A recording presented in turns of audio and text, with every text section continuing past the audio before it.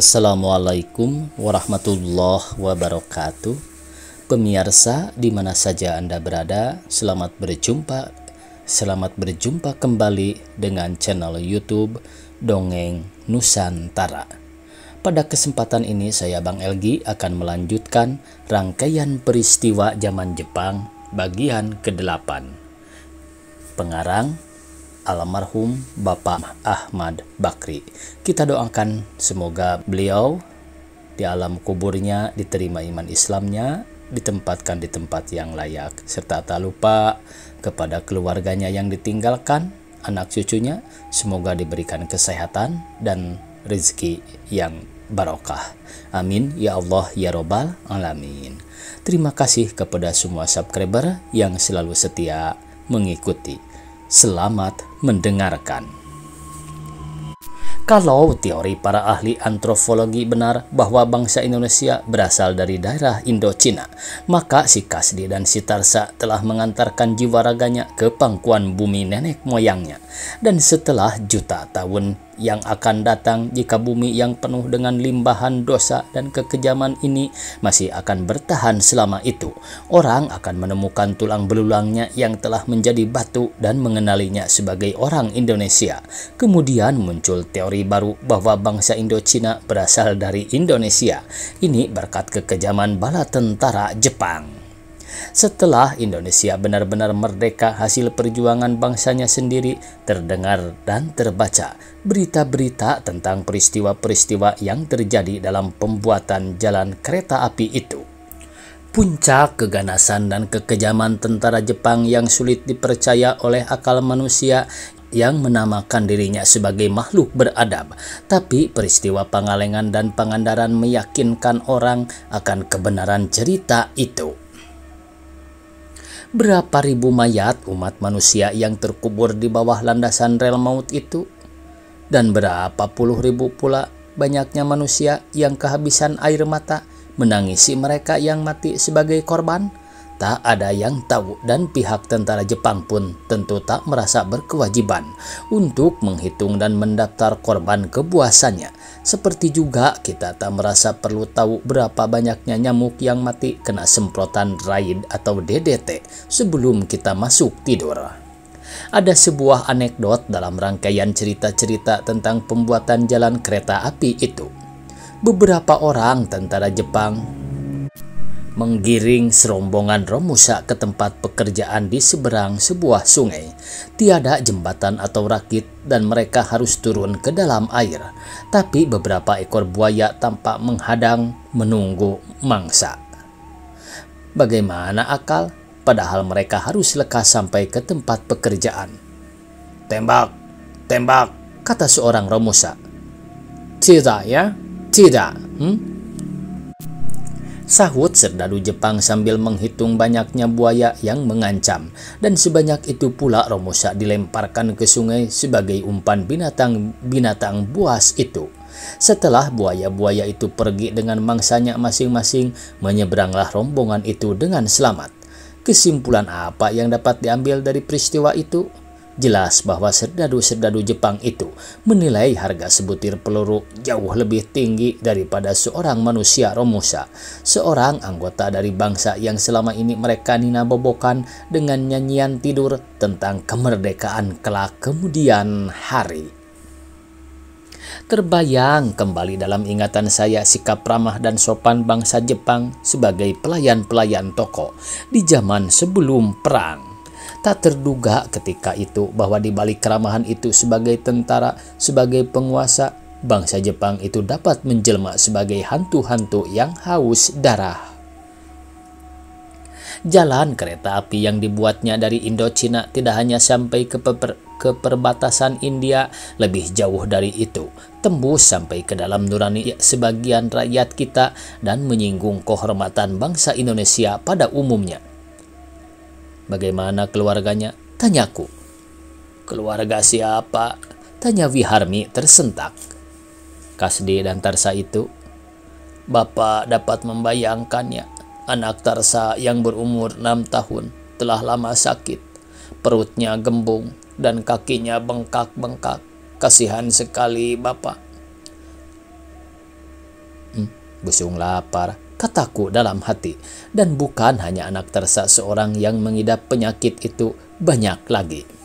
Setelah habis bercerita, Wiharmi merenung beberapa saat, matanya kuyu, tatapnya kosong. Mungkin sedang membayangkan nasib yang menunggunya di Pangandaran jika sampai gilirannya kelak. Tubuhnya yang kurus dengan wajah pucat adalah gambaran tubuh rakyat Indonesia yang terlantar dan terperas tenaganya di bawah naungan bangsa Nippon. Dan ceritanya tentang kekejaman-kekejaman di tempat Romusa menunjukkan bahwa semboyan Nippon Indonesia sama-sama adalah dusta belaka dan merupakan tipu daya semata-mata untuk memancing semangat rakyat agar mau membantu kepentingan mereka. Entah berapa juta Wiharmi menangisi nasibnya sebagai prajurit ekonomi, sebagai prajurit garis belakang, julukan-julukan mentereng yang kenyataannya sangat bertolak belakang dengan maknanya yang hakiki. Teringat saya seminggu yang lalu beratus-ratus Wiharmi digiring ke batas desa untuk mengeluh-elukan kedatangan seorang pembesar Jepang yang berkenan mengunjungi rakyat untuk menyampaikan ucapan terima kasih atas nama Tenno Haika atas pengorbanan rakyat yang dengan sukarela serta bersemangat tinggi membantu bala tentara Dai Nippon dalam perjuangannya memenangkan Perang Suci. Mereka disuruh berdiri berjejer di kiri kanan jalan. Sebuah waskom berisi air panas dan handuk kecil di atas sebuah baki telah tersedia di atas meja bertaplak. Dijaga oleh dua orang gadis berpakaian serba baru, jatah istimewa dari koperasi khusus untuk upacara yang mendadak itu. Sangat menyolok tampaknya di antara rakyat yang berpakaian serba menyedihkan. Setelah berjam-jam rakyat menunggu dengan perut lapar dan kerongkongan kering oleh teriknya matahari kemarau, datanglah pembesar itu berseragam tropikal lengkap dengan sepatu bot dan pedang samurainya.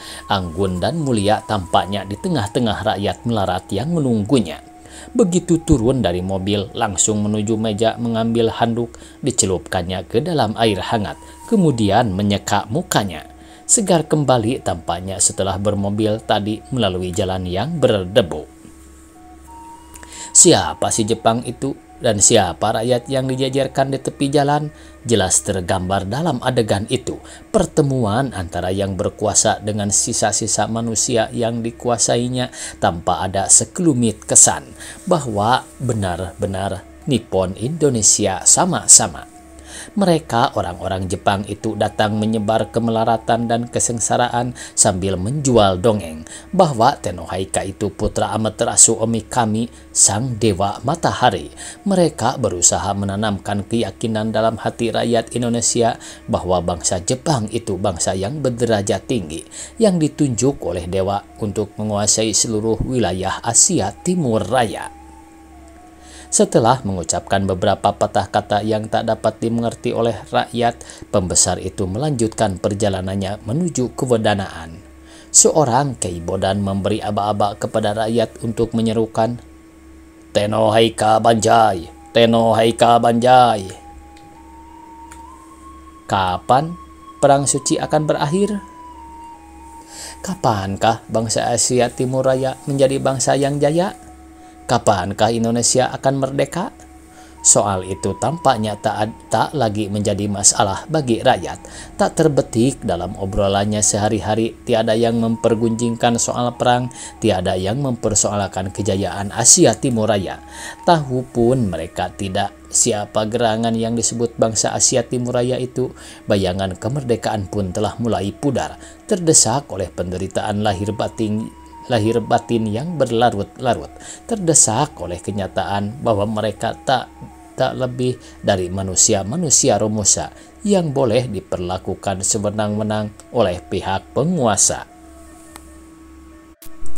Soal perang, terserah mereka yang suka berperang, rakyat tak suka tindak kekerasan macam itu yang jelas hanya menimbulkan penderitaan dan kesengsaraan. Mereka mendambakan kehidupan damai di mana mereka dapat dengan tenang mencari nafkah untuk menghidupi keluarga. Pernah ada anjuran dari Jawa Hokokai agar rakyat berdoa di masjid-masjid untuk kejayaan bala tentara Dai Nippon, agar Perang Suci lekas berakhir dengan kemenangan di pihak mereka. Tapi rakyat lebih cenderung untuk berdoa bagi kehancuran bala tentara penyebar kemelaratan dan penderitaan itu. Jika seorang kiai terpaksa harus berdoa di balai desa sesuai dengan permintaan Jawa Hokokai, maka rakyat mengamini doanya sendiri dalam hati. Semoga diberi rezeki oleh Allah Maha Pengasih dan Penyayang, entah nasi entah oyek penyambung hidup mereka. Pidato para pemimpin yang tiap saat diucapkan dalam rapat-rapat di balai desa, di kewadanaan, atau di tanah lapang sambil berjemur di bawah terik matahari kemarau, sedikit pun tak menyentuh hati mereka, acuh tak acuh. Tidakkah mereka ingin merdeka? Ingin sekali, sangat ingin lekas-lekas terlepas dari cengkraman Jepang yang telah merampas segala yang mereka miliki. Kehidupan yang layak sebagai manusia, kebebasan berusaha mencari nafkah, padi hasil keringat mereka, tenaga mereka yang diperas dengan imbalan siksa dan derita. Mereka ingin merdeka, tapi cara dan jalan ke arah itu mereka tak tahu. Mereka tak mengerti seluk-beluk soal negara. Walaupun demikian, pemberontakan Kiai Haji Jainal Mustofa di Singaparna mereka sambut secara diam-diam dalam lubuk hati masing-masing. Dengan iringan doa, semoga perjuangan Kiai dan para pengikutnya diterima oleh Allah sebagai jihad fisabilillah, demi tegaknya keadilan dan kemanusiaan, demi kembalinya kehidupan yang layak sebagai manusia, di mana orang dapat melaksanakan ibadahnya dengan tenang. Orang telah muak dengan rapat-rapat yang diadakan pada hari Jumat dan sering melampaui waktu untuk melaksanakan salat.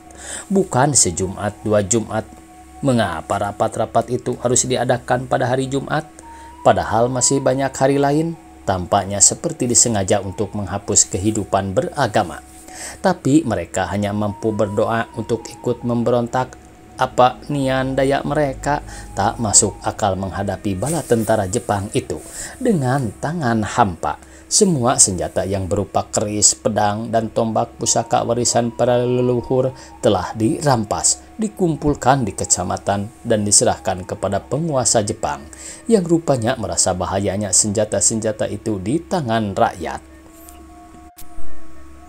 Sampai ke pisau-pisau belati, kapak, golok, tombak pemburu babi tidak terkecuali. Yang tinggal hanya alat-alat pertukangan dan pertanian, itu pun harus didaftar. Andai kata senjata-senjata itu masih ada di tengah rakyat, adakah manfaatnya macam itu di tangan manusia-manusia yang kelaparan untuk menghadapi meriam, mitraliur di tangan bala tentara yang khusus dilatih untuk menumpas musuh? Bunuh diri namanya, menjemput kematian percuma. Sekali lagi rakyat ingin lekas bebas dari cengkraman Jepang. Satu-satunya tumpuan harapan adalah 4 serangkai: Bung Karno, Bung Hatta, Ki Hajar Dewantara, dan Kiai Haji Mas Mansur. Terserah mereka yang sangat tahu seluk-beluk soal kenegaraan. Rakyat tinggal menunggu perintah mereka yang 4 orang itu. Untuk sementara yang menjadi masalah bagi rakyat adalah: 1. Kapankah kemarau akan berakhir? 2. Kapankah perintah-perintah akan berkurang? Telah 8 bulan lebih hujan tak turun, padahal hujan itu adalah rahmat Tuhan. Apakah rahmat itu telah terhenti? Mustahil. Tuhan Maha Pemurah, Pengasih, dan Penyayang. Apakah ini merupakan ajab bagi rakyat Indonesia? Apapun dosa mereka, karena mereka tidak memberontak dan membiarkan hadirnya kejahilan di tanah airnya, seolah-olah kemarau yang panjang itu ikut memerangi rakyat, menambah kesengsaraan mereka yang terhimpit oleh kekuasaan sewenang-wenang pihak Jepang. Begitu teriknya kemarau itu sehingga mata air di hutan Cirancah pun kering juga. Mata air itu mengalirkan sungai yang membelah desa dan jadi sumber pengairan bagi pesawahan.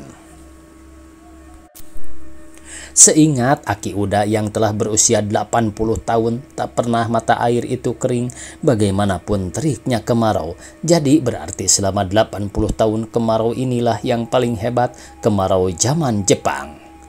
Apakah keringnya mata air itu karena ulah manusia? Tidak ada penggundulan hutan di sekitar mata air itu. Hutan Cirancah dianggap angker oleh rakyat, tak ada yang berani mengganggunya. Sawah-sawah terlantar kering kerontang, kebun dan ladang sama nasibnya. Rakyat mengeluh.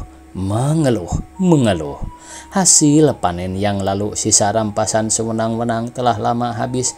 Apa yang harus dimakan?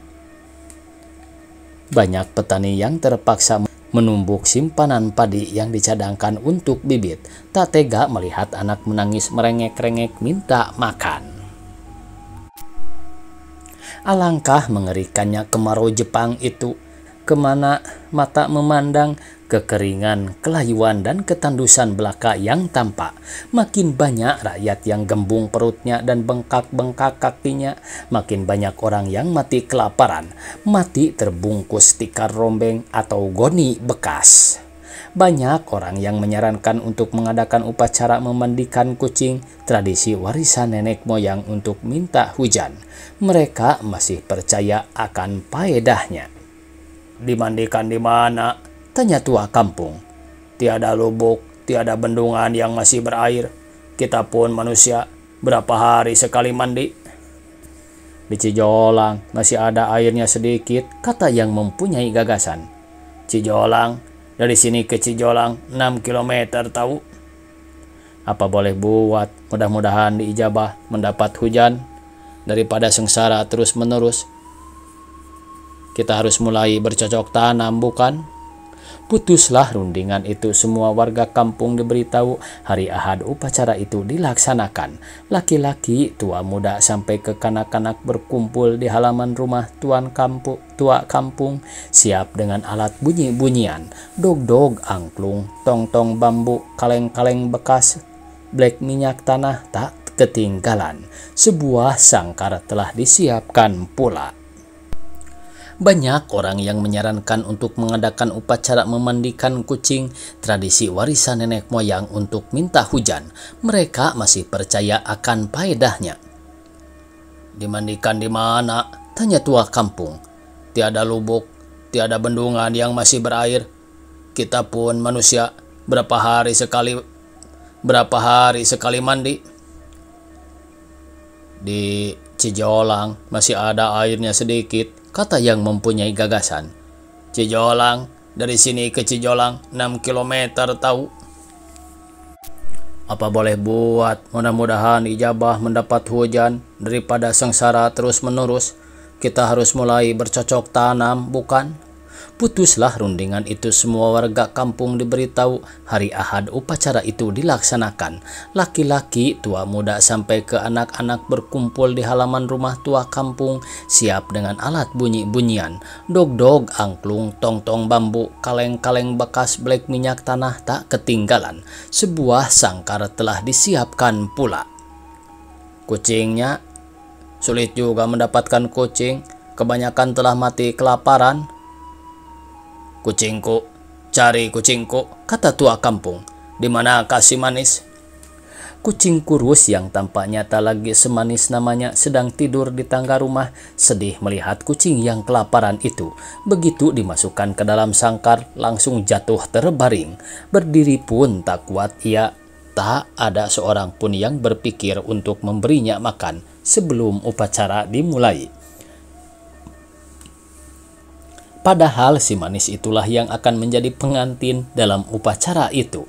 Dan kalaupun ada pikiran demikian, apa gerangan yang harus diberikan kepada kucing malang itu? Anak manusia pun merengek-rengek minta makan. Mulailah pawai upacara itu. Gotongan sangkar di depan diiringi oleh barisan penabuh segala macam bunyi-bunyian. Sangat gemuruh ditambah dengan sorak-sorai riuh rendah. Mendengar bunyi dan suara gegap gempita kucing itu sangat ketakutan, tapi tak mampu ia meronta-ronta. Tiada berdaya, hanya matanya tampak liar dan napasnya memburu.